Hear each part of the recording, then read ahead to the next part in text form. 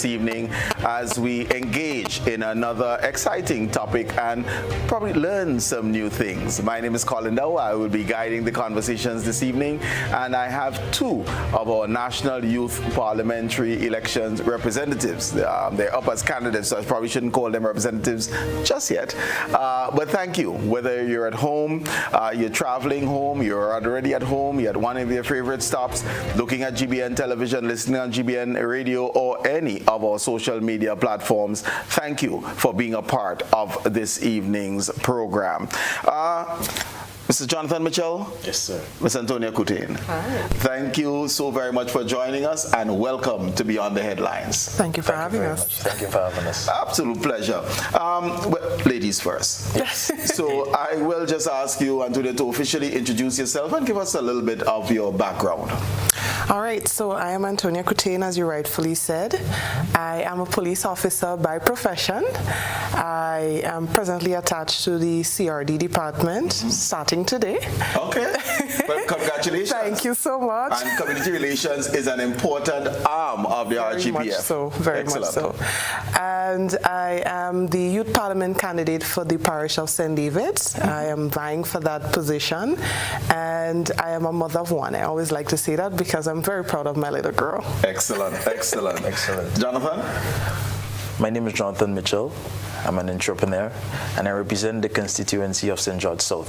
South side is the best side for me, so I'm representing the best side here tonight.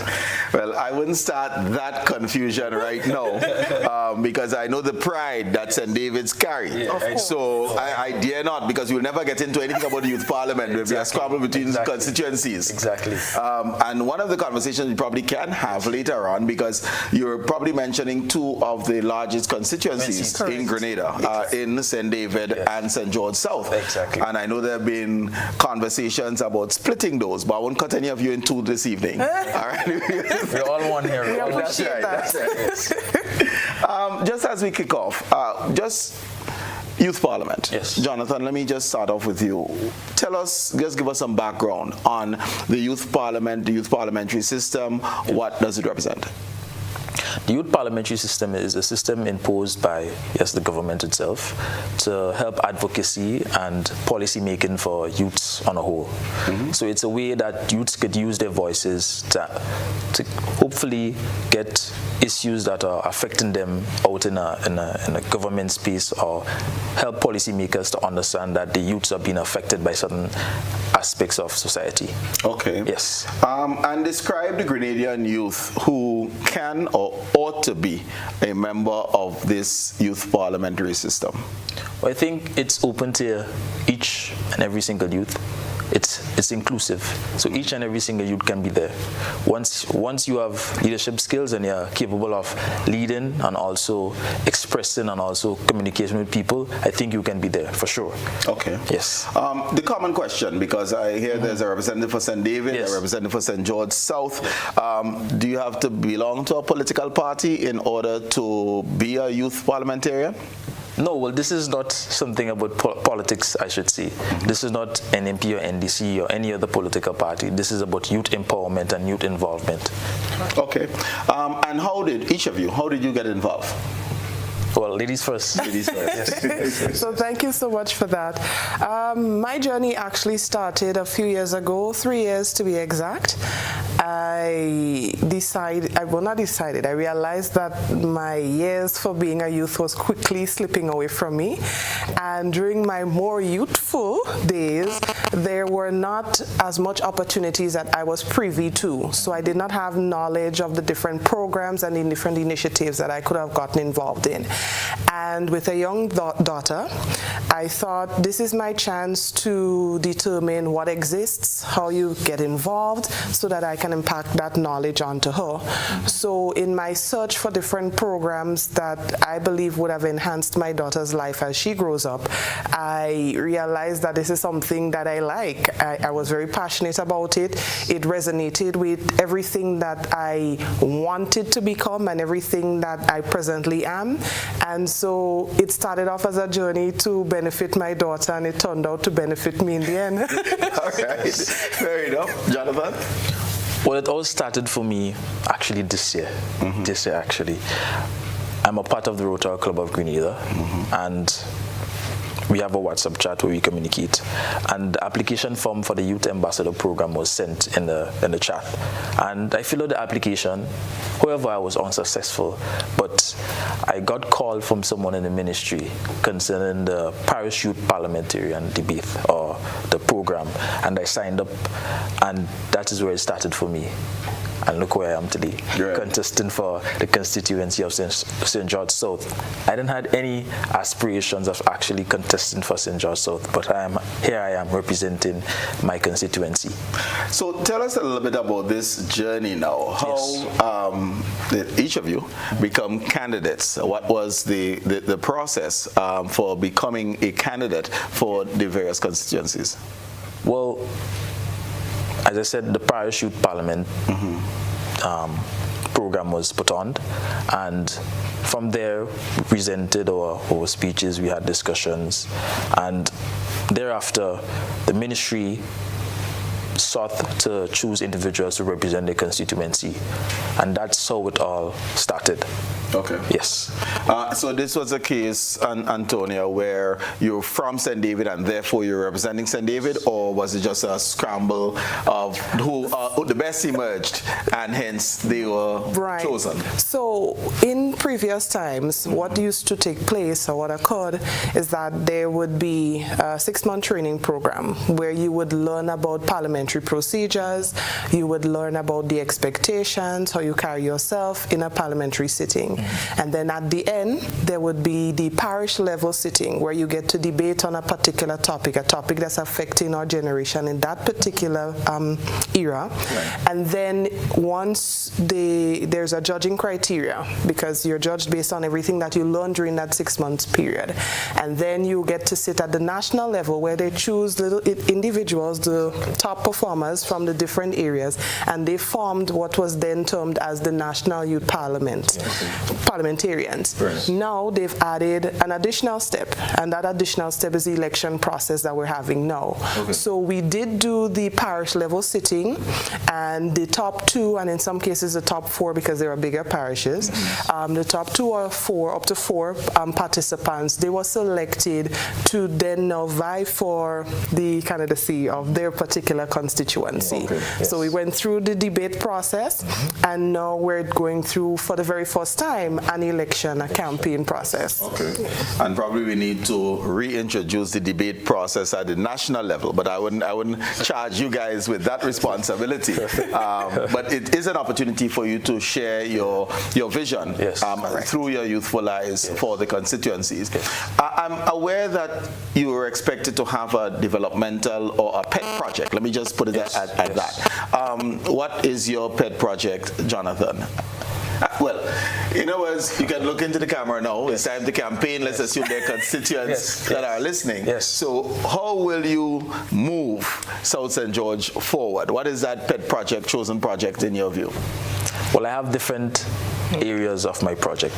So first of all, as many individuals may see on my flyer, we'll pop on Facebook, in person at the bus stops in St. George South, it's bringing life to youth's aspirations, because many youths today have aspirations, but there is no one to really advocate for them and to represent them in a timely manner, an efficient manner.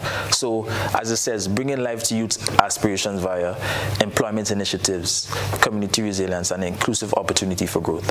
So under employment initiatives, I plan to have workshops, for example, workshops and skills trainings for individuals who are wanting to further themselves in a particular career area. The second, inclusive opportunity for growth. I know that many individuals are sometimes looked upon or frowned upon. So I think that inclusive opportunity for growth helps with mentorship programs. So I plan to have mentorship programs like, for example, yourself and other individuals within many constituencies can mentor or adopt a child in a sense that they can give them spiritual advice, financial advice, and probably social advice. And community resilience, having tournaments, football tournaments, cricket tournaments, sporting tournaments to help with community inclusion and community resilience, building that sort of community togetherness. Okay. Yes. All right. So, Antonio, Jonathan seemed to be people-centered in his thrust for South St. George. Yes. What is your focus?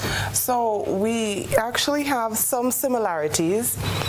When I started this journey, to be honest, I had my preconceived notion of what it is that I wanted to put forward, what it is that I thought youths actually wanted.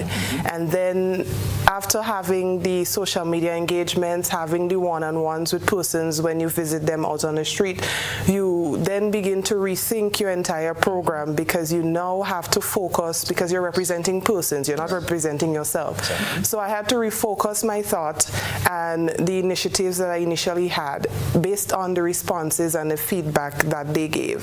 So I already have started. I'm not even waiting to be elected because I believe that I am chosen for this time. So whether I'm in the position or not, my true goal is to ensure that the young people of St. David's get what it is that they're actually requesting. So I partnered with CDACT, for example, to provide a free customer service training course to persons because they indicated during our engagements that unemployment is an issue that they're facing. So I believe in the old adage that if you teach a man to fish, then he knows how to sustain himself for life. And so I'm very cognizant of the fact that if you give persons the opportunities to enhance themselves, to enhance their CVs, then they can be more employable and they'll be more available in the job market. I also spoke with local agricultural persons in the agriculture industry. A lot of the times when we hear things like agriculture or the fishing industry, St. David's isn't the very first parish to pop into our minds. And because there are other countries that hail and claim that they're the best and that is their thing. I would stay clear of that one. Right? Stay clear. But as a young woman... See, I could almost understand Jonathan saying, yes, the people of Kelly's, yes, the people of Oban, because those two fall within his constituency. Correct. Right. I'm not showing word. But I grew up in a family where I was sustained by a fisherman. And the fishing industry in St. David's is something that is as vast as the other parishes. So in speaking with the young men, they expressed that we need to also increase not only the opportunities, but the training, because some of them, they learn by the way, and they don't have anything formal. So getting the skills training, not only the in-class, in-curriculum training, is something that I'm focusing on as well, because not everybody functions well in an 8 to 2:30, 8 to 4 classroom setting. There are persons that needs to be hands-on in order for them to understand what is happening. So mirroring both the theoretical and the practical aspect of education is something that we're also looking at, something that I'm looking at. And in speaking with the farmers, as I was saying earlier, they expressed that, for example, they don't have their own pre-Alasani team. They are serviced by the pre-Alasani department at the South St. George police station, for example. So you had to depend on Jonathan to send people up? Which is a hard task because our constituency is not big already. Yeah. But they've been functioning really well. They have. But it just goes to show that I did not know that. Right. I did not know that they were dormant at the St. David station. And in speaking with Mr. Daniel, who's in charge of, and the other pre-Alasani officers at the South St. George police station, you begin to realize that they do have plans in place, but getting the communication and the information out there is also part and parcel of what it is that I want to focus on, because it's not just about looking at specific sectors, but also communicating what is happening to the persons who are involved. So I do have a lot of other initiatives, and I'm not going to bore everyone with all the initiatives at this stage, but I believe in listening to what are the concerns of the youth, what they pinpoint as their direct issues, and building upon that. I'm interested in following up on this one because I know I'm just out of the category of youth, I believe. Of course. But we would say agriculture is important and all-encompassing here, not just the planting and reaping of fruits and vegetables, etc., but getting into poultry, into fishing, etc. Are you saying to me that in your moving around the constituency and engaging with young people, the need to enhance access to agriculture came out? Yes, it was a point that came up. You would see the young farmers, there are actually a lot of persons who are doing either backyard farming or persons who are actually registered farmers who are involved. And while there are some programs, they aren't sufficient, or it is closed off after a certain number, so not everybody gets access to. And so, like with me growing up, I had no idea that there were certain initiatives available, so I couldn't apply.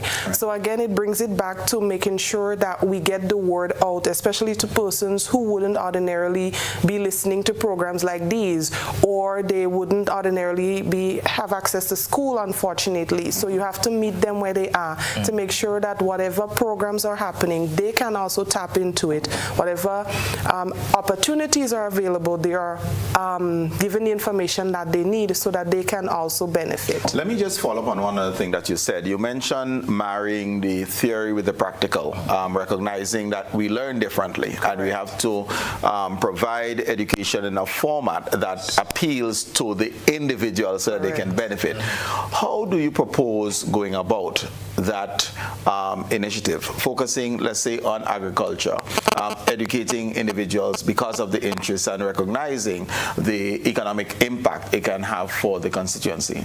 So I'm not sure if a lot of persons know this, but the National Training Agency, they partner with other institutions that offer NVQ and CVQ level qualifications. Now, the portion that they probably may not be aware of is that persons can be certified doing the work that they actually do. So you can be a farmer farming and you've never had any formal education in it. You're just blessed. You just know how to do it. You have those green fingers, thumbs. The NTA can come, they can assess what you're doing, and you can become certified just by doing what you do on a day-to-day basis. So persons can have access to this information, they can have access to these opportunities, but again, educating persons about what is out there and ensuring that they get access to that is what is most important, especially for me, making sure that persons know that these opportunities do exist. Is there an initiative in your mind's eye where you can complement the green thumb with the theory to make sure that, one, you understand why you have a green thumb, in other words, the science behind what you're doing, so that you can enhance and bolster that initiative? Well, recently, and I'll speak about CDAC only because at this moment I'm doing a course with them. I'm doing my level 4 management with them. And what you would notice, most recently CDAC had a debate competition where they allowed persons to not only understand practically how things are done, but they also get to do the research, they also get to present papers, they also get to do everything that you would do theoretically, but there's a happy marriage. So what has to happen is there needs to be a conversation with those institutions that provide these type of services, and you let them know that, hey, yes, we want persons to have the skill, but we want them to also be able to present to other persons, to be able to pitch ideas in the event that they need to apply for grants, so that they would be able to have a holistic ability to get and to give. Right. Antonia introduced the word grant, and a part of the rebranded youth parliamentary system is to give grants to the youth parliamentarians to carry out the work that they promise their constituents to deliver. Share what your thoughts are on this, and how do you see yourself utilizing it should you be successful at the polls in December? Well, for sure, the first thing is networking and partnership. There are many business organizations within the constituency of St. George South. There are many individuals, youth ambassadors, and responsible individuals who can support and who I can partner with. yes, partnering is important, so we can pool resources, partner with the NGOs and other organizations, so we can pool resources. Even though I'm having access to a grant fund, pooling resources is important. When you pool resources, different individuals can undertake different tasks. And when that has happened, management will flow more effectively. So the fund that they're giving us is not no liquid cash. It's not just something you could just take and just spend it all. It's something that has to be accounted for. So I think the fund is a great initiative where we can develop our community, have community projects, community building projects, and community development, youth development projects where we can actually build and sustain our constituencies. Your people focus. Yes. So you mentioned mentorship programs as an example that you want to be able to deliver on. The community sustainability project or resilience project would be more of like competitions, a football competition, bringing people together. How do you see yourself, one, using the funds in order to, if you have ideas as to how this will be rolled out, one, and two, are you aware of other support? So there's one thing to give you cash, but giving you cash with other logistic support means you just probably waste the money. In that you can't deliver as effectively as you would like. So how, one, in terms of a practical way of rolling this out, utilizing the funds, and you can make an appeal now as to what other type of support you would need alongside those grant funds to make sure that the project you embark upon will be successful. Well, incentives and people being able to work as well. That's the first thing I would say. The second thing I would say is sponsorship. Sponsorship is very important. I know that there are a lot of businesses, as I said before, there are a lot of businesses within my constituency that are willing to help with community development. So I'm willing to partner as well. Partnership is the most important thing for me, and networking. When you have a network, is your net worth. So I think networking is important. So it's planning to use these initiatives and these people to actually push the whole agenda of youth development and inclusion within the constituency. Okay. So it's looking for businesses within the constituency who will recognize the importance of people upliftment and partnering with you. So your responsibility, as you see it, you'll brainstorm on ideas to operationalize. But partner with them to deliver. Okay. Because they have a logo already, they have a brand. So, and their brand is functioning and working.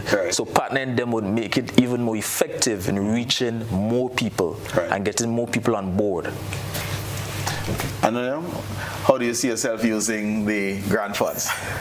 Well, first of all, I'm not really sure what the quantity is going to be. I don't know how the entire process is going to work, to be honest, at this stage as yet. But for me, as I said, I'm not even waiting for that, because as Jonathan rightfully said, partnerships are important. So similar with my partnerships with the Pretty Alasni Task Force or with CDACT and other institutions, the end result remains the same. We want to ensure that youths benefit and what they want is what they attain. So at the end of the day, if the grant comes, when the grant comes, it is to support initiatives that we're already campaigning about, initiatives that in some cases we've already started, and initiatives that the youths in future will let us know that they need. So in some of our interactions in the group chat setting, because we have a group chat with all the constituency and it gets really fun at times, you would hear persons, for example, speaking about beekeeping and how underrated it is and how you can benefit from something like that. So it may not be courses, but it may be equipment that persons need. So we may need to push equipment to ensure that the beekeeping industry is something that Grenada can now be known for. I also spoke with persons who said that they use bamboo to make furnishings, and they would like to ensure that other youths can do it as well. So they are willing to provide the resources and the space. Once they can get the equipment, they can show youths how to make chairs, how to make countertops, etc., out of a material like bamboo. So the ideas are out there. The intent would always be to ensure that once we get funds, it is used back in a way that benefits the youth that we represent. Okay, and I'm assuming it's in a sustainable manner, because you'd want to be able to teach a wide cross section based on interest, of course, and it's something that they can run with and probably create employment for themselves and for others. Correct. And at the end of the day, I do believe that everything, or the entire process that we're going through here and now, are skills that we can reproduce, skills that we can use not only in this pay, but everywhere else. Because even with something as what may be look as simple as receiving a grant, it would also show us how to properly apply for future grants that we may also need, because this grant may not be sufficient to sustain all the goals and the visions that we have for our big virgin parish. But it would teach us how to apply for future grants. It would teach us how to manage finances, and these are skills that we can then pass on to other persons as well. So I see it all as an opportunity to learn from the experience so that I can pass it on to someone else, to ensure that it continues. Each one teaches one, to ensure that all youths in Grenada at the end of the day achieve the maximum. I didn't ask from the top, what is your length of your tenure? 2 years. 2 years, okay. 2 years. So you have to deliver. You have 2 years to deliver. 2 years to deliver. And can you be re-elected? The process will happen again. So we'd have to go through. There might be a new group of young persons, but we'd have to sit through the parish level sittings again, and hopefully so you have to win back yourself. We'll have to win it back. Okay. Jonathan, it is my understanding that the youth parliamentarians will be twinned with the MPs of the constituencies. Yes. Do you see this as an advantage, or do you see this as being labeled and it can be an inhibitor? How do you see that? Well, it can go two ways. It can be an inhibitor, and it could be an advantage, because they are the persons that are within the frontline politics arena, and they have more experience, they have more expertise. So shadowing them or being able to work with them on a level basis will be important. Yes, people may say, oh, he's associated with this specific individual because of this political party. But I think we need to get this notion out of our head and think about the youth development and youth progress and our constituency and our society as a whole. Get out of this party side, this side, and try to focus on community development, focus on societal aspects where we can develop ourselves. Okay. Yes. Antonia, your response? I agree with him. It can be seen, it genuinely can be seen both ways, because based on the current state of Grenada, we are very party focused. And sometimes that clouds our judgment, it clouds our perception of things, because we're so tunnel visioned on this person represents this party, so anyone that has any affiliation with them would automatically be seen as connected. And especially for me as a police officer, I don't have a preference, if I'm being honest. I believe the Bible said somewhere in Romans that he places persons in government and the Lord dictates who's going to be there, so he knows. So I work with whoever is there. So let that be known. But at the end of the day, persons will still have their perceptions, and we would like to get them out of that mentality, because politics, when I grew up, to me politics was just a fun thing you watch. Sometimes people slam door their thing and then they drink together afterwards, but I never really truly understand the purpose behind politics, the concepts, that there was an actual flow, that there were procedures in place. And now, to me, having to work along with whoever is the MP for your constituency can only strengthen whoever that youth candidate is, because we don't learn everything in that 6-month period. We don't learn everything interacting with our peers who got the same training we did at one particular level. There are certain pieces of information, certain tricks, certain behind the counter information that you just wouldn't get. Techniques. I just use the word techniques because I wouldn't want to think our politicians are tricks, right? But there are certain things that they would know, they would have experience from, that that we would not get from just simply interacting with our peers. So there is only, to me, benefit that can be derived from such an experience, and I wish persons would see it for what it is.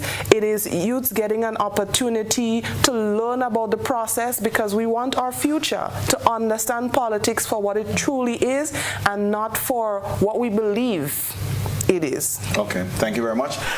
You heard it from the mouth of the youth, ladies and gentlemen. All right, it's time for our first break. We'll be right back. We're speaking to two candidates up for elections in the youth parliament come December.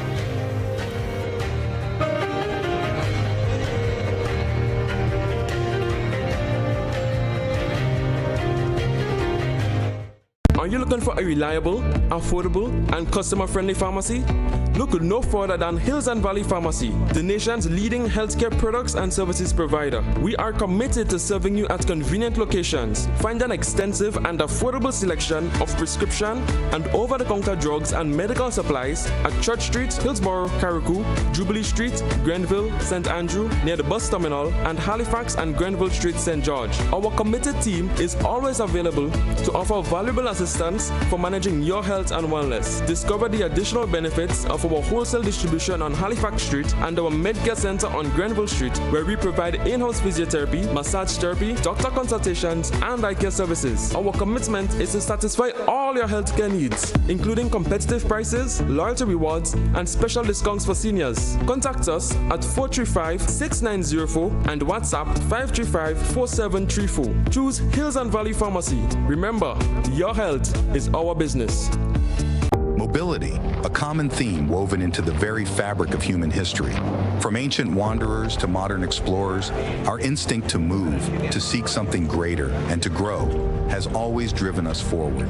Imagine a journey into pathways of boundless opportunities and endless possibilities. A collective future where the vibrant rhythms of the Caribbean, rich culture, and welcoming community create unforgettable experiences. Beyond citizenship by investment, we believe in our collective investment of time, resources, and energy that fosters innovation, creates jobs, and enriches lives, driving the growth of an entire nation. The Investment Migration Agency Grenada boasts over a decade of exceptional service and remains committed to guiding you toward global mobility and economic freedom through investment. Your journey becomes our shared story of progress and prosperity. This is an invitation to be part of something greater, something enduring. Begin your journey at imagrenada.gd. IMA Grenada. Unlock the possibilities.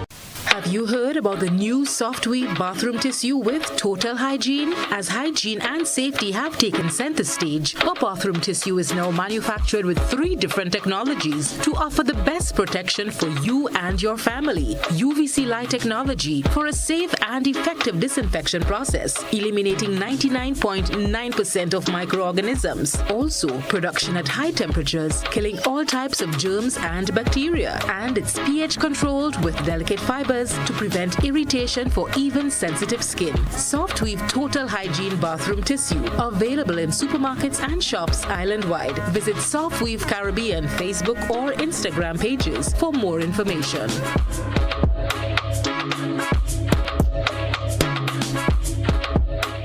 Win a living room makeover with Quartz Ready Cash. One lucky winner will get a chance to win a living room makeover with any cash loan. No security required. And affordable monthly payments. It's quick, easy, and hassle-free. Visit one of our locations for more information about getting your Ready Cash loan today. This month is all about you with Quartz Ready Cash. Ready when you are. Terms and conditions apply.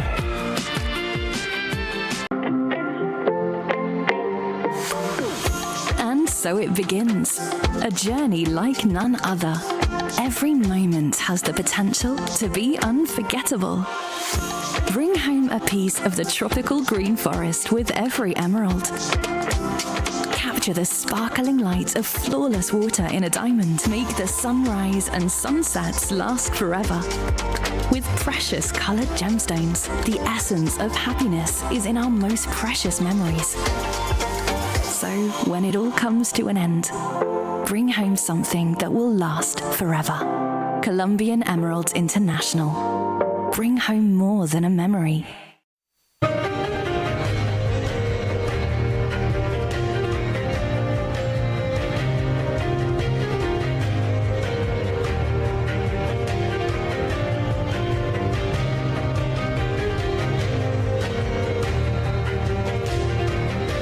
Back, viewers and listeners, we're speaking with two candidates for the National Youth Parliament, Miss Antonia Coutain and Mr. Jonathan Mitchell.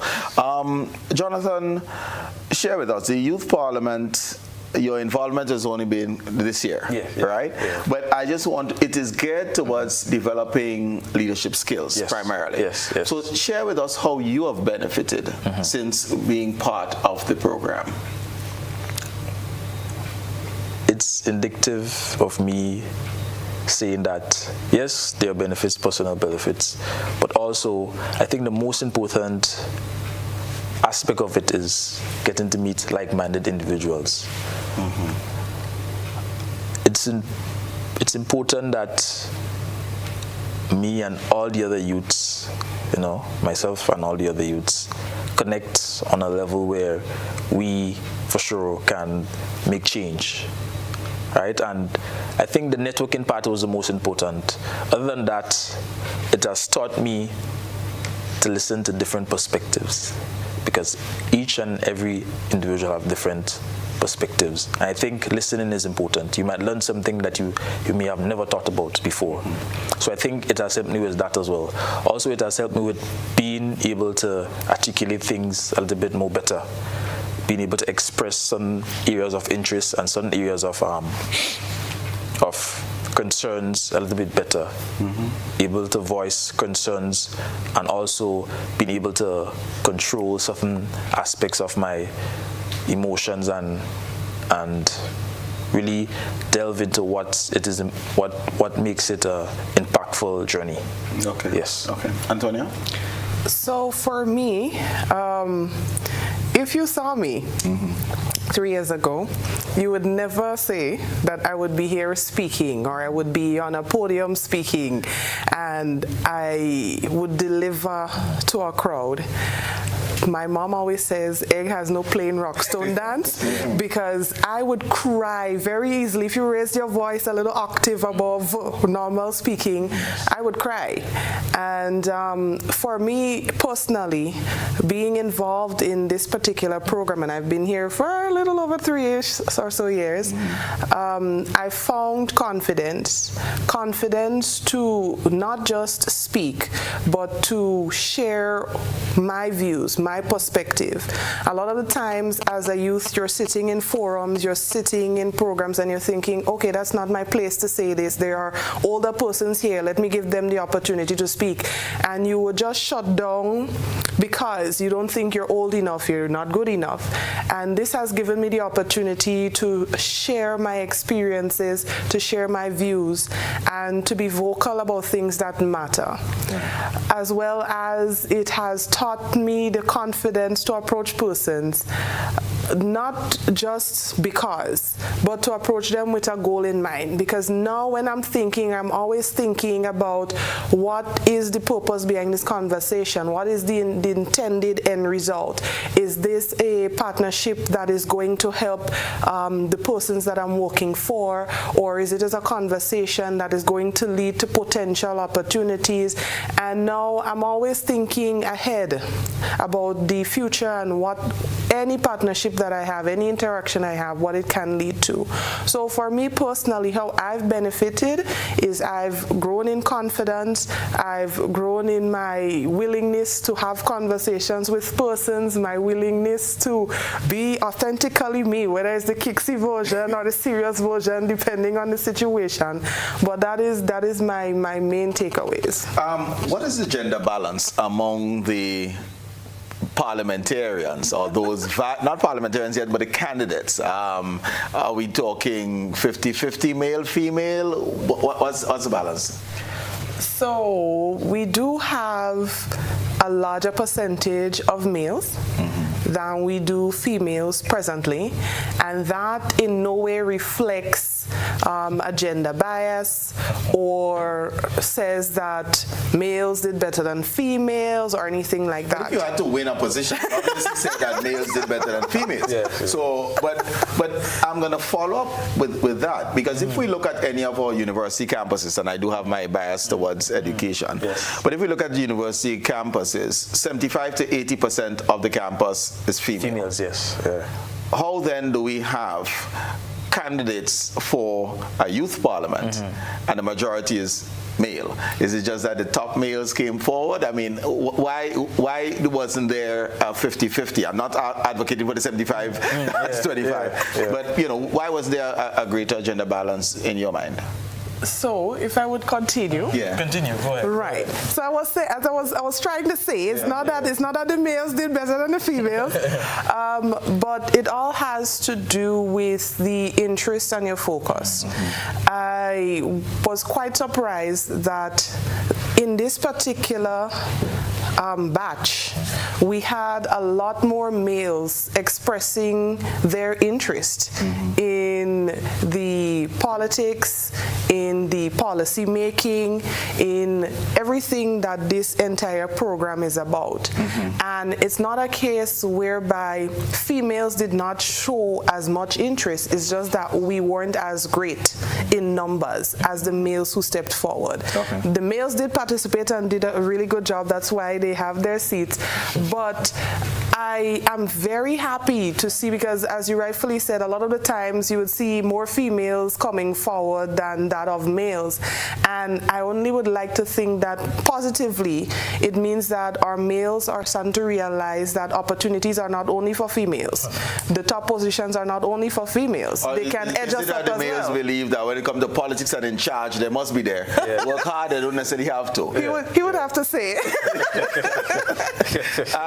But you see the point, Jonathan, and did it surprise you that the majority was male in terms of people offering themselves as candidates? To me, it's hard to say the majority is males, because when you check at it at the constituency of St. George, right? I am running against a female. Right. The two individuals for Tongue are females. The individual for St. David, a male and a female, Antonia versus Tariq. On the western side, a female versus a male. In St. Patrick's, there's male versus female.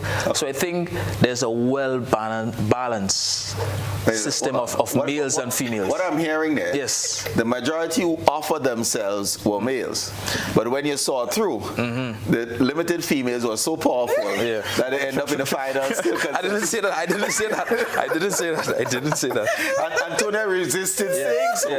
But as you start going from constituency to constituency, that's what I seem to be hearing. But I think for each constituency, the representative, they choose the representative who they think would best represent the constituency. But there's a lot of females. There's a lot of females for sure. And I'm happy for that. And there are a lot of males. Grenada was noted for the gender balance, or at least the female representation in our parliament is something that we're noted for, and hence my question and questioning.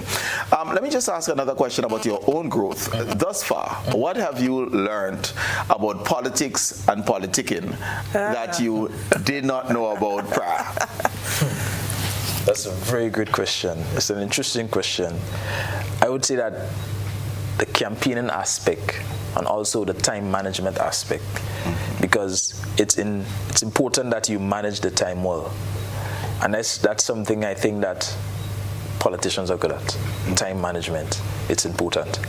So I think the time management aspect and being able to connect with people also, and being able to manage yourself on a whole basis, I think it puts you in a groove to really manage yourself and manage your time in an effective manner. Okay. Yes. Antonio? So for me, it would be how strict politics actually is in terms of the rules that governs the procedures. watching it on TV, you would think persons just doing what they want, but there is actually procedures in place to govern how they do what they do. And so for me, it was a really eye-opening experience to realize that points of orders exist, points of clarity exist, and there are times when you use one and when you omit one, and how much strategy that sometimes has to go into persons presenting. And so for me, I was able to realize that politics is actually an art. It is something that persons can master, and something that persons have to learn along the way. Okay. Do you see yourselves becoming career politicians? No. For me, no. That's a good question. Then again, I can't say no, I can't say yes. Okay. That's fair. Yes. No, that's a political answer. Yes. Let's get into some of the thematic ideas now. Yes. So if you are to say, off the top of your head, I'm giving you one, what is the most pressing issue facing Grenada's youth? What would you say that is? Jonathan? I think unemployment. Unemployment. Okay. And the lack of skilled workers in our labor force. Okay. Because many times we see specific projects happening, and we have to import individuals to do those projects outside of Grenada. Okay. While let me see if I'm hearing you correctly. I'm hearing the symptom, unemployment, for the problem, lack of skills. Yes. Because there's employment there, yes, but we aren't able to, in large enough numbers, take up the positions. Yes, yes. So the problem, as I hear you, would be a lack of skills or specific skills training, targeted skills training that would allow one to take on that. Yes. Okay. Yes. So I also agree, because when you speak to persons, as I mentioned the gentleman earlier about the learning to fish, a lot of the times they don't have the qualifications, or they don't have the relevant experience that they would need to propel them further into the job market. So it's all about skill enhancement and ensuring that persons receive the necessary qualifications needed to function in their specific area of interest. Two things here. Because I'm going to ask the how to now. Yes. But before that, we're defining youth. What is the ministry's definition of youth to be a youth ambassador or youth parliamentarian? So anyone between the ages of 16 and 35, they will be considered a youth in Grenadian context. Okay, because I know that the United Nations, for statistical purposes, definition of youth ranges from 16 to 24. Correct. And I was just checking to make sure whether Grenada had reformed to be in keeping with that, or maintain the 35 cap. Because that's who can vote for us in the youth elections. Right. And in speaking with persons in the ministry, they too realized, like for example, persons in my case, there wasn't sufficient opportunities for us to tap into. You would see persons getting their degrees in Grenada at stages where persons are moving on to their masters. We're just entering into our bachelors. So a lot of the opportunities for Grenadians, it was, I don't want to say held back, but it was not as readily available then as it is now. So they would have broadened the range to allow persons who did not have that opportunity to be able to still experience some of the benefits that is available now. Okay. So let's get to the how to, because we cited, you both agreed, and if there's a second pressing issue, certainly mention. But if we agree that unemployment is an issue, if we agree that the reason for employment by and large is a lack of relevant skills, how do you propose advocating, getting this in specific areas? And you can pick an area, but how do you advocate increasing access to training so that the Grenadian youth can take an advantage of the employment opportunities that exist? I think specified institutions for specified fields. So for example, you have a welder, right? Welding course. So I think there should be a specific institute for welding which directly goes in depth about welding, not just scratch on the surface level, but in depth, totally in depth about welding, everything you need to know about welding. So I think more initiatives based on in-depth training on welding, mechanical, carpentry, joinery, masonry, and all these, even Asian refrigeration, and all these skills training, I think they need to go more in depth. Let me ask you this. Yes. Because these are courses that I know are offered by TAMCC and are offered by NULO. Yes. Some secondary schools offer quite a bit of technical training themselves. Yes. Would you advocate for specializations, quote unquote, within some of the secondary schools so that the youngsters graduating, and I know that mandatory schooling now is up through age 18, which would push one generally to TAMCC, but on NULO. But the idea of if my interest is automotive engineering or if my interest is in building technology, then maybe I should gravitate towards secondary school X because it is better, and the investment, because these technical training programs are expensive. So we can't have it in all 22 or thereabout secondary schools. We understand that. But should we have a system where when one is able to identify where their strengths and interests lie, that we can push them towards those schools at the secondary level rather than waiting until they get to a NULO or TAMCC? Exactly. I think that is a great initiative that we could develop, and we could push towards developing the skills arena within our country. Okay. Yes. Antonio, how do we solve this unemployment situation among the youth? So I believe that we're on the right track in terms of education. Education is always, for me, number one when it comes to curbing issues, because a lot of persons, they just don't know. And if you don't know, you cannot do what you don't know. So tapping into what it is, the conversation you were just having, I don't think, for me personally, that we should wait for when persons get to the secondary school level. I have an appreciation for that there are certain schools, like for example the Westall Secondary School, that do offer civic level training in different areas. It's after school programs as well as during the regular school time programs as well. But I believe that even at the CPEA level, there should be some level of, or us at least starting the introduction there, because if we were to take the path of selecting a specific school and saying, okay, Westall School is going to be for agriculture, and then St. David's School is going to be for mechanics. If I'm leaving the primary school level and I'm just finding myself, I don't really know what I want. I go to Westall Secondary School, Form 3, I realize, I'm not so passionate about agriculture. Then I have to decide if I'm switching or how that dynamic actually works out.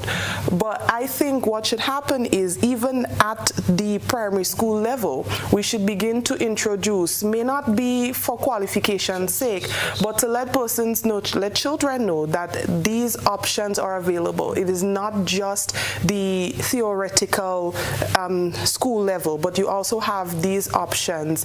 And once we start to introduce it there, then I believe that we might get a better result at the secondary school level. And even there, just to add, I think that it should also be parish, spread across the parish. So if there are, like, for example, 4 schools in one particular parish, I think that there should be a mix and match, and the program should be offered, especially after school, so that persons can say, well, yes, I'm probably going to St. David's Catholic and I'm learning the regular theoretical. I can then leave to go to Westall because Westall offers agriculture after school or on the weekends, so that persons don't have to limit themselves to just the theoretical. They would still have the option to branch out and get a bit of everything. Okay.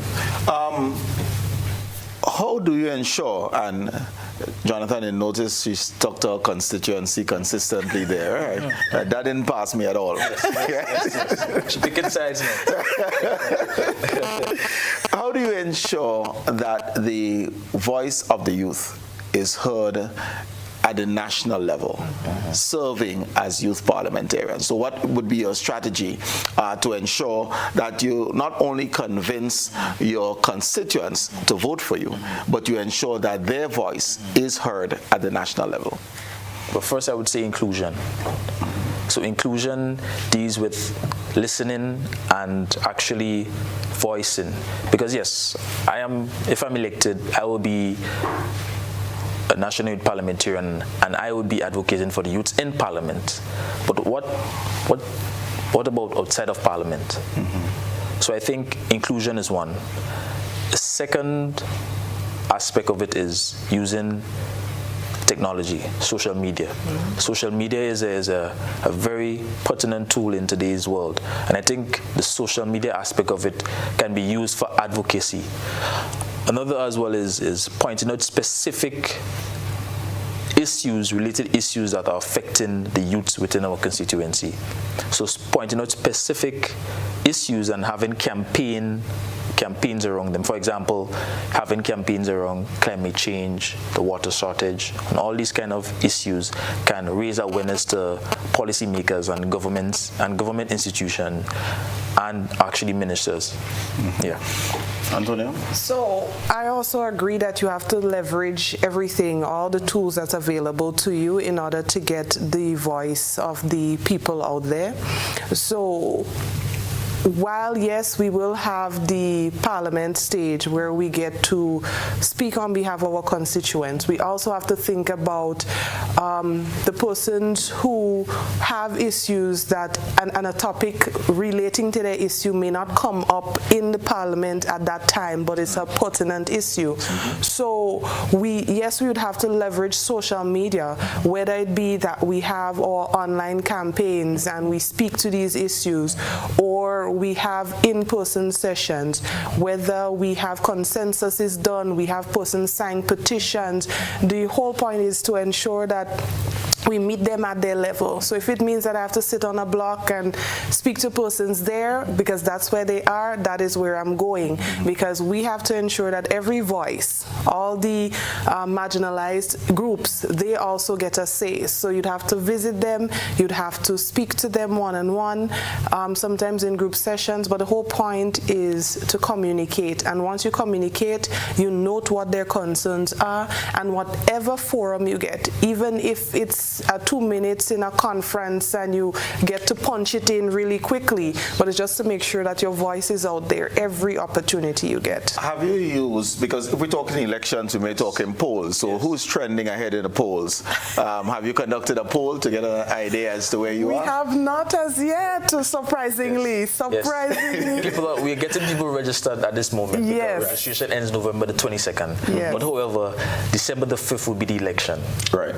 So we're getting people registered, and people must be registered to vote. If you're not registered, then you cannot vote. Right. I always tell people, even if you don't feel like voting, register still, because at the end of the day, November the 22nd may pass, you say, hey, should I register? I should have gone for It's like lottery, you had to be in it to win it. Exactly. Yes, okay. Exactly. All right, so the process is one, and let's just develop on this now. Yes. So you have to be registered in order to vote. How can one register? So now, in order to register, the ministry has a platform that they utilize. You'd need a picture ID to verify that you're an actual person and that you're from the constituency that you claim that you are from. And they simply ask you for your name, your age, and your parish, along with your email address, so that they can send the confirmation information over to you. But it may be difficult to give you the email address, the link, and you'll remember, so you can contact me on 410-2020, and I'll be able to pass that on to you if you're between the ages of 16 and 35 and from the parish of St. David. Oh, she's jumping in here already. So is somebody from St. John there to call someone else? No, you can call me as well. That's all right. But yes, so it's digital, so it's not inconvenient to you. Yes. You don't have to leave your home and go to a physical building and wait in line. Does the Ministry of Youth website carry the information? Yes. So if we go on to gov.gd, for example, can you get onto the Ministry of Youth website and it's there? Yes, and it's also on their Facebook page as well. And the Instagram page as well. And Instagram page as well. Correct, yes. Okay, all right. Okay, so you heard how to register. Yes. If you're between the ages of 16 and 35, verification of your age and your address to make sure that you're registering for the appropriate constituency, and you can be in. The deadline is the 22nd of November to register. 5th of December would be actual elections. It's time for our second break, so we'll take this quick break and we'll be back. And when we come back, we certainly would like to hear from you as well. See you soon.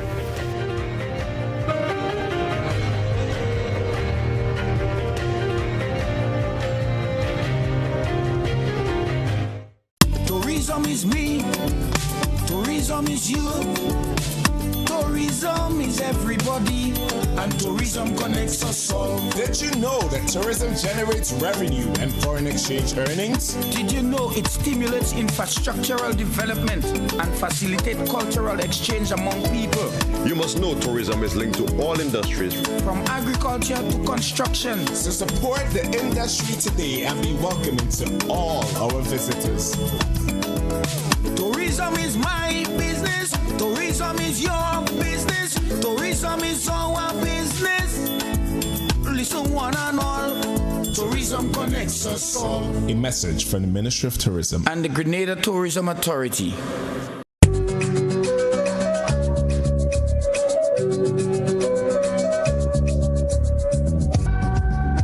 Christmas is all about the moments we share, the smiles, the laughter, and the love that fills our homes. This season, let your walls reflect the warmth of family time. Sisson's Paint, matched with every shade of togetherness. Celebrate 12 weeks of Christmas with Sisson's. Buy one, get one 30% off on selected items. And with every purchase of any Sisson's Paint, you get a chance to win US $100 every week for 12 weeks, from October 1st to December 22nd. Terms and conditions apply. Available at all Sisson's hardware dealers nationwide. Sisson's, internationally tested, brilliantly affordable. Mobility, a common theme woven into the very fabric of human history. From ancient wanderers to modern explorers, our instinct to move, to seek something greater, and to grow has always driven us forward. Imagine a journey into pathways of boundless opportunities and endless possibilities. A collective future where the vibrant rhythms of the Caribbean, rich culture, and welcoming community create unforgettable experiences. Beyond citizenship by investment, we believe in our collective investment of time, resources, and energy that fosters innovation, creates jobs, and enriches lives, driving the growth of an entire nation. The Investment Migration Agency Grenada boasts over a decade of exceptional service and remains committed to guiding you toward global mobility and economic freedom through investment. Your journey becomes our shared story of progress and prosperity. This is an invitation to be part of something greater, something enduring. Begin your journey at imagrenada.gd. IMA Grenada. Unlock the possibilities. GRENLEC Community Partnership Initiative. I'm here to say a special thank you to GRENLEC for all that they have been doing for us. Now, most recently, we are very grateful for the paving of our yard. We now have easy access to drop off, to pick up stuff, and also it serves as a recreation point. So we're very, very grateful. And again, we want to say hats off to GRENLEC for always being there for us. And we hope that God would bless the company so that you can continue to support us. GRENLEC, energizing our community.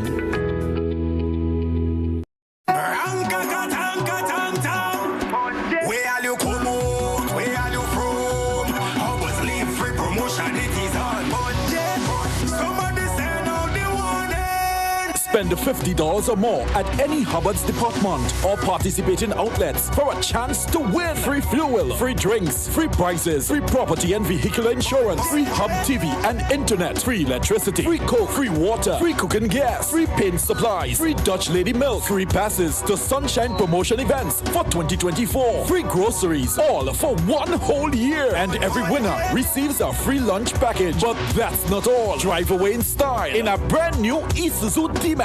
It sips, it doesn't guzzle. So fill out your entries and place them into the marked entry boxes. This promotion is brought to you in part by Dutch Lady, Danny, Promo, Supreme Bleach, Creative Chef, Grenlac, Floor, Salt Petroleum, Grenadian General Insurance Company Limited, Coca-Cola, Sunshine Promotion, Caribouries, Coop Bag, Sesame Spain, and Food Fear. Promotion runs from April 2nd to December 24. Terms and conditions apply.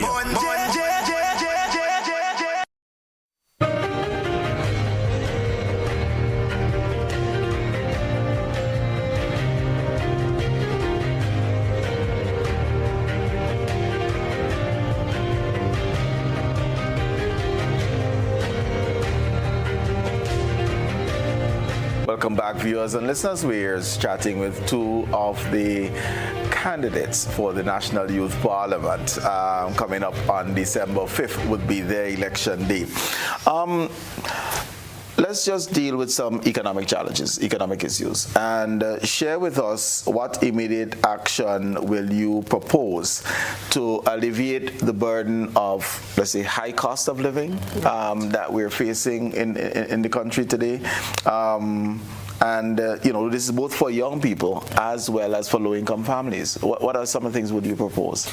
Right. So I believe that when it comes to low-income households and persons who are unemployed, I believe that as a government, we have a part, and as private entities, we also have a part.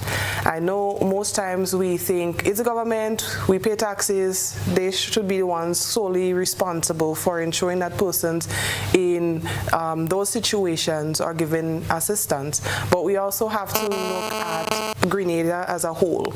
And private entities, I believe, also have a part to play in ensuring that society remains well-rounded. So while I may not be saying that we have to give them things, I believe that we should open up more opportunities for them for employment. Okay, if we may, we have our first caller online. Good evening, caller, and welcome. Good evening. I can hardly hear you. I trust you can hear me. We can hear you very well. Good evening to host and guests.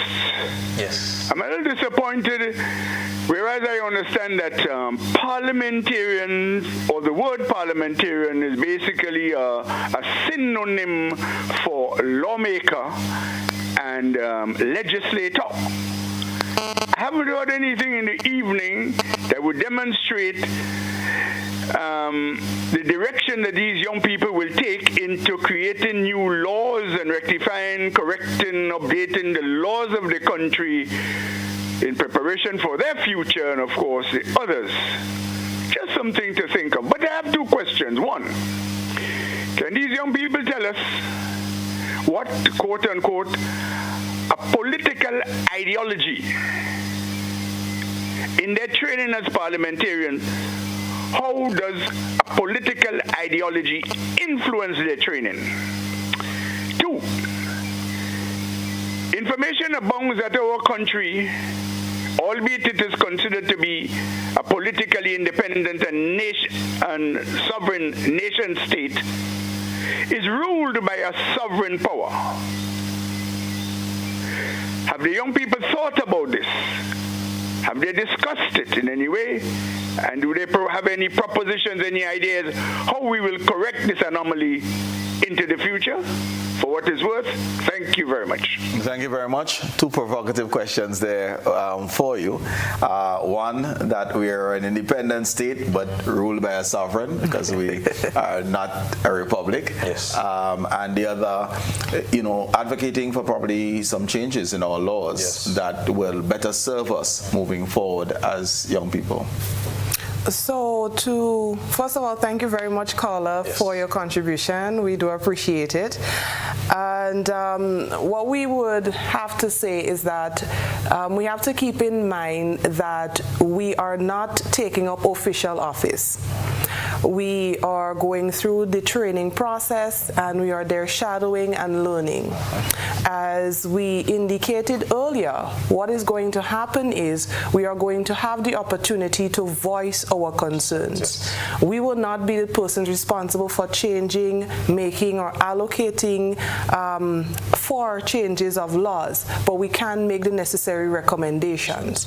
So when we are having, or whenever a particular resolution is brought before the House, we would then get to sit, prepare our arguments, and then determine, based on the topic that we are given, what laws may need to be altered.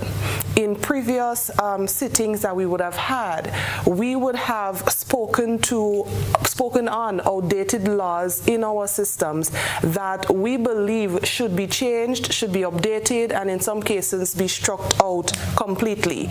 So it is not a case whereby it is a notion that we have not thought about, but based on our capacity as persons who are learning the process, whenever a resolution is brought forward that we can address. The caller may be suggesting that because you're going to be twinned with parliamentarians, issues that are of importance to the youth, you can whisper or shout in their ear. So you serve as an advocate. So it comes to the national parliament, not, rather than whatever is being discussed in the national parliament is discussed in the youth parliament. You make strong suggestions to force things on the national stage that you yourself will have a chance to debate at the youth parliament. Right, but again, we would not be the ones, all in all, to make the decision on whether or not these laws change.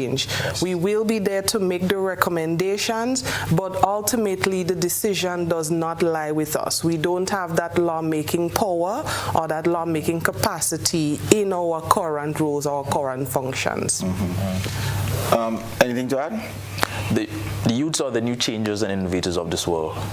So I think with us voicing our concerns and voicing our queries to the policymakers, I think it's imperative of what we can do and what we are willing to do to advocate for youth development. Yes, he mentioned about the sovereign power. That's a great question. That's a great interesting question. I think if we look in our constitution, we can see that the sovereign power has certain responsibilities within our country. So you have access to certain responsibilities. And I think that Grenada is a developing society, and we're developing, and I think in future to come, in the years to come, we will definitely be a specific republic or a specific representative of our own sovereignty and our own democracy. Okay. Yes. And I think where the caller was going, but if I just ask you, if you have an opinion, what's the opinion? For me, I represent persons. So I don't think in this capacity, my personal opinion on how things run would be a true representation of why we're here. So it is a question that we would have to relate to the young people. Is that what they want? We did not have that discussion as yet. It isn't something that came up, but it is an excellent talking point. So in our future engagements, we will ask, what do you think? And then that will drive how we move forward. Okay.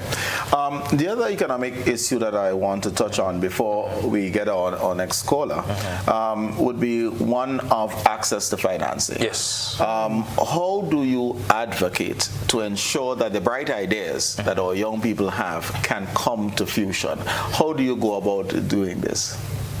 So right now, I'm not sure if persons are aware, but there are a lot of grants and funding available in specific areas. And a lot of these areas are things that we're specifically interested in: agriculture, ensuring that we maintain the climate. There are a lot of different areas where they're offering funding. So I believe what we need to do, especially in our capacity, is show persons, train persons how to tap into these resources. Because a lot of times they don't know it exists and they don't know how to apply effectively. So to get the finances they need, it would be all about us training them how to access and tap into the resources. I think that financial literacy is important, and understanding how to apply for the grant. A while back, there was a grant that was offering to small business owners, and yes, individuals were not, their businesses were not registered per se, but on the specific grant, it had this question: is your business registered? I think that many individuals got their business registered because of that initiative. So I think being able to teach individuals how to apply and how to set up their business and entrepreneurship regime, it's important that we teach them that, hey, this grant is happening, and sensitize it. Because if I wasn't in certain circles, I wouldn't have known that there are certain grants available. Do you believe that young people think the whole thing's set up and they're not going to benefit? So yes, these things exist, but it's not for me. And if you do believe so, how do you assist them in overcoming that fear or belief that the system is unfair and they cannot be helped? So there are some marginalized groups that I believe do have that perception, and it's all about us meeting them halfway. So we would need to go to them to bring the information to them. It may be that we need to sit with them and go through the process as well, because they're not capable of doing it themselves. We need to show them that we're there to support them and we believe in them. Once they start to get that feedback and that support from persons other than their immediate families, I believe that they will see that, okay, yes, we're here for them, so my ideas about this entire process is going to change. I think the preconceived notion is that, hey, I'm not fit for that. You know, many individuals say this, but I would like to say this: it's better to try and fail than not try at all. It's always important to try. And yes, people may not understand that grant funding, you must have a specific structure in order to get a grant funding. So if there is not a specific structure in the way you operate your business, I think that the persons that offer in the grant funding would not want to see. Essentially, people don't want to waste their money. They want to help you, but they don't want to waste their money. Exactly. Right. Yeah. So I think people want to see some sort of structure and organization within your entrepreneurship regime. Okay. Yeah. If I'm to move now to climate change and environmental policy, what specific areas, in terms of policy areas, would you advocate for to address the climate change challenges that we face in Grenada? I think an important one is renewable energy. You know, most of us see we're having solar lights and, you know, electric vehicles and so forth. I think that's one area where we're moving into renewable energy. Other thing as well is education, and also advocacy and informing the public of what climate change is. It's real and it's affecting a lot of us. Most of us may say these days, what's that, hot boy? And you know, most of us are feeling the effects of climate change. So I think that advocacy on a national level as well is important, to let the first world countries know that, hey, climate change is something that's affecting us and we need to make policies to implement so that we can curb certain issues facing climate change. If you can, just think of a step that you'd like to see Grenada to take. Because ultimately, some of us have more years behind us than we have in front of us. I would not like to think that's the same for you. And in that case, you know, what type of changes would you like to see Grenada make to ensure a sustainable future, given the challenges with climate change? So, go ahead. So I believe we've started on a good trend. You now see the different bins to let us dispose of our waste correctly. You see persons setting up their solar panels, as he mentioned before. You see persons being a little bit more climate smart in terms of the utensils that they use and what they take into their. We do have another caller. line. So good evening, caller. Welcome. We do have another caller line. So good evening, caller. Welcome. Caller, would you kindly lower your television and listen to us? Hello, good evening. Good evening, Colin, and I'm not hearing you. Listen through the telephone, please. Huh? Listen through the telephone. I'm not hearing you. Go ahead, go ahead. Good evening. I just want to express my great interest in what was being said this evening. Your two young people, they have come over so eloquently and with such brilliant ideas. 25 years ago, I returned from the United Kingdom with the similar ideas.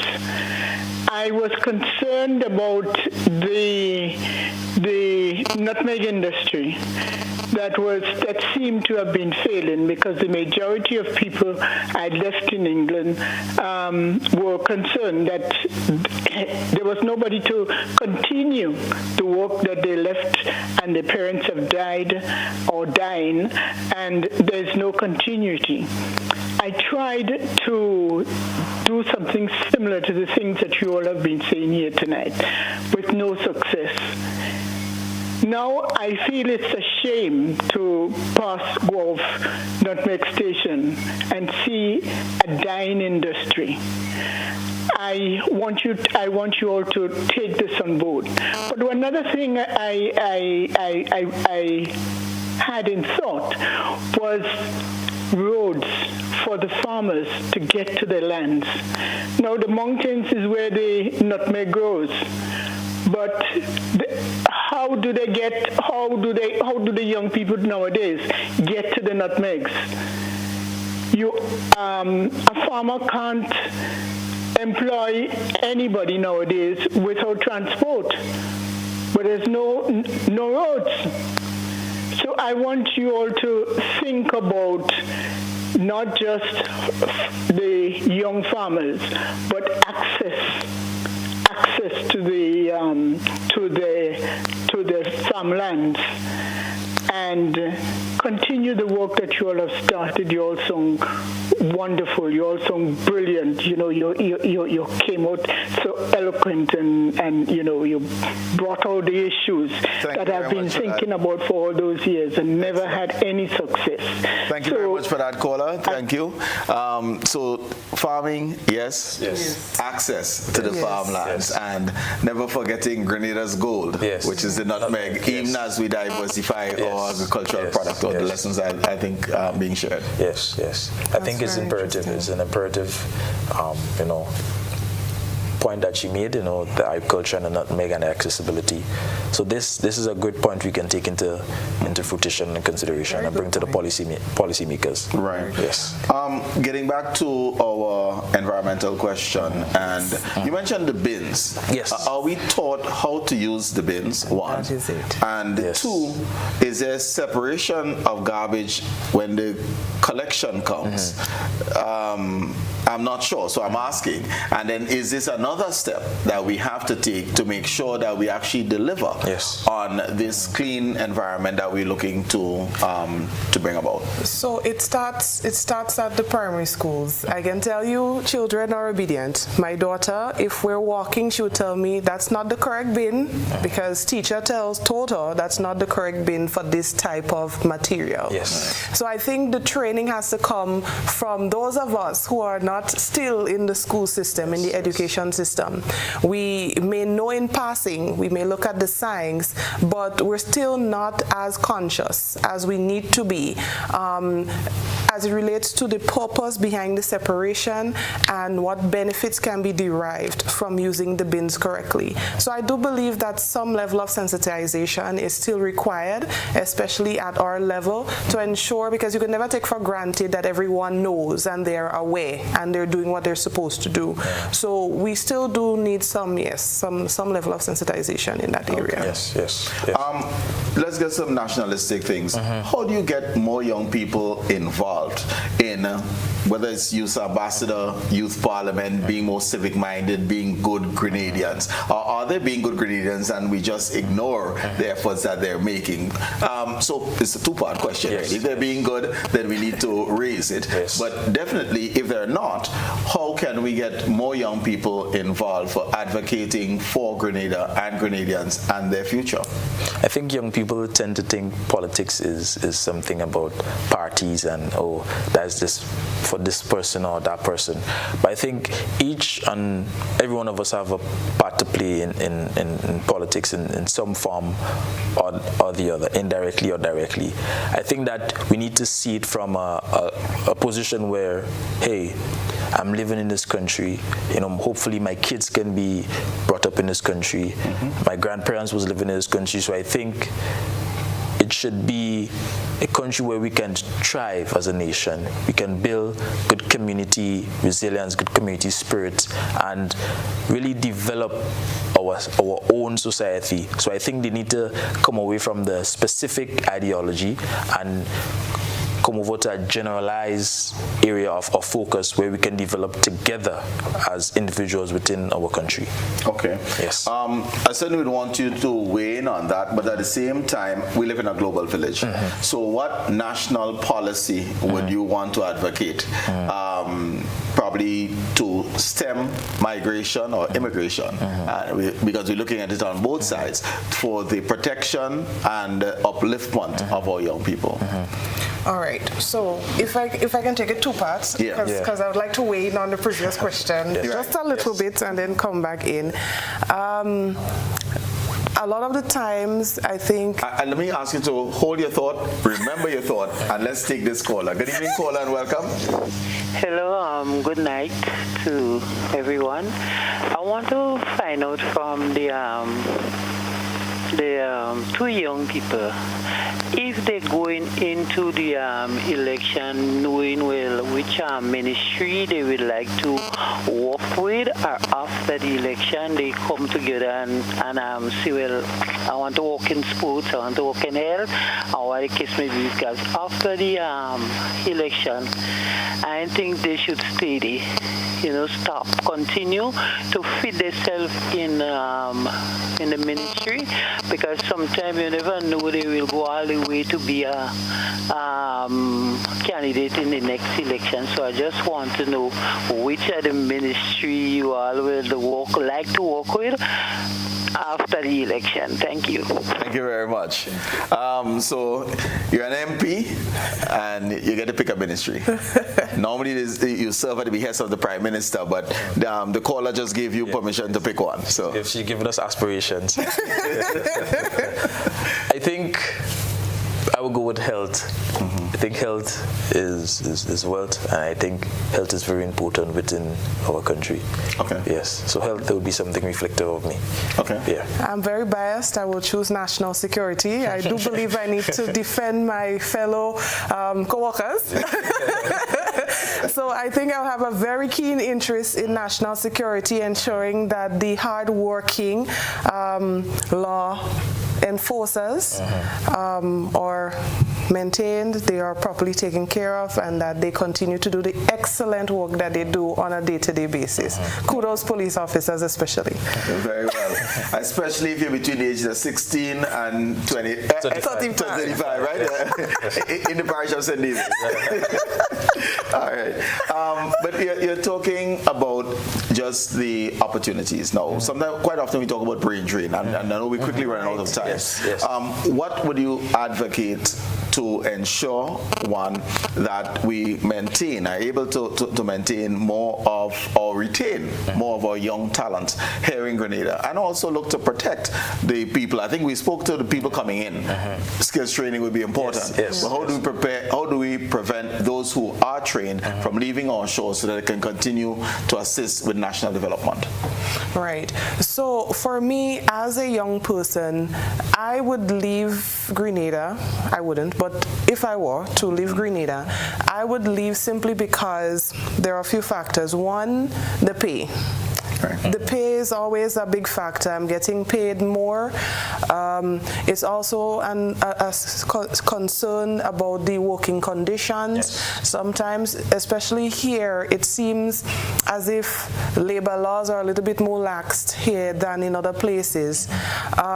So to me, it would be one, we have to ensure that even if we need a special court just for labor-related issues, that it is given the full attention that it needs, because persons would have concerns specific to their place of employment that they want to air, that they sometimes don't feel is given the justice that the system currently provides. So ensuring that we build up a nice little structure so that persons who have complaints, their complaints are addressed appropriately would be one of those ways. And then we also need to invest in ourselves. And by ourselves, I mean the institutions. We need to invest in ourselves as companies to ensure that we remain marketable.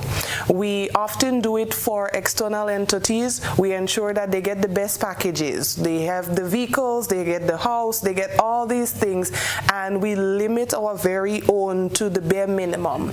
We have to ensure that we keep in mind that in order to retain the best, we need to also give the best. And the best is not everywhere outside of Grenada. We have very good talents here. So we need to ensure that we create an environment, even in the workplace, to retain the employees that the local talents that we have. All right, we're quickly out of time. So I'll give each of you a minute and a half to appeal to your constituents in order to win votes come, one, register, but we encourage them to register already. Yes. So win their vote on December 5th. The lady always has the last word. So it's ladies first to begin, but lady has the last word always. So Jonathan, you're up a minute and a half speaking to the youth of St. George's South. Southside is the best side, and we can't debate that. Ms. Coutinho would say otherwise, but I believe and I know for sure Southside is the best side. So guys, remember to register by November the 22nd and get your phones ready, get your tablets ready, get your laptops ready. Remember to vote on December the 5th. Why should you vote for me? Remember guys, you're not voting for me, but you voted for youth development and representation within Parliament. So I think guys, remember to register. My name on Facebook is Jonathan Mitchell. On Instagram, Jonathan Mitchell Official. And you can even reach me on my email, jonathanmitchell.401key@gmail.com. Remember, Instagram, Jonathan Mitchell Official. Facebook, Jonathan Mitchell. And you can reach me at my email.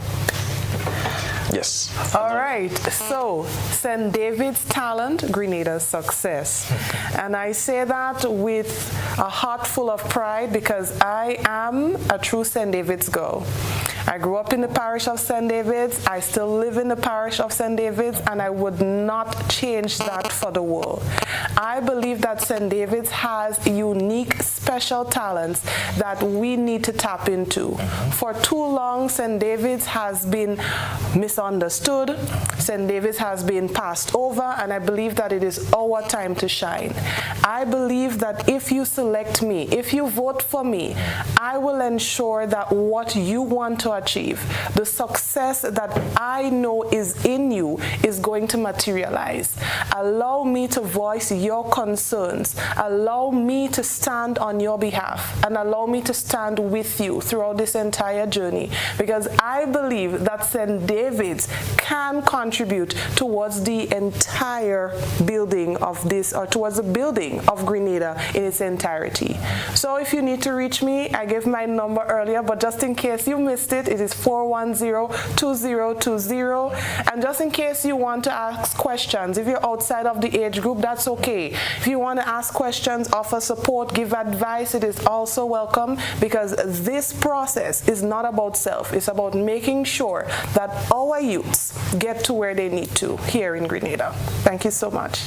Ms. Antonia Coutinho, Mr. Jonathan Mitchell, thank you so very much for sharing this evening, and best wishes in your campaign and in the electoral process. And to you, ladies and gentlemen, thank you for joining us over the last 90 or so minutes and sharing your Monday evening. Let us support Grenada's youth. Let us promote them. Let us help them to be better advocates for themselves and ultimately for Grenada and Grenada's development. While those of us who are are more senior, might be in charge now, we are depending on them when we are in our later years to have a strong Grenada. And this is part of our investment in Grenada by supporting them. So let's go out, let's support them. For those of you between 16 and 35, get part of the process to assist in this National Youth Parliament, National Youth Parliamentary Program that has been developed. Thank you once again for joining us. My name is Colin Dowe, and I look forward to being with you again 6 days, 22.5 hours. Take good care. Godspeed.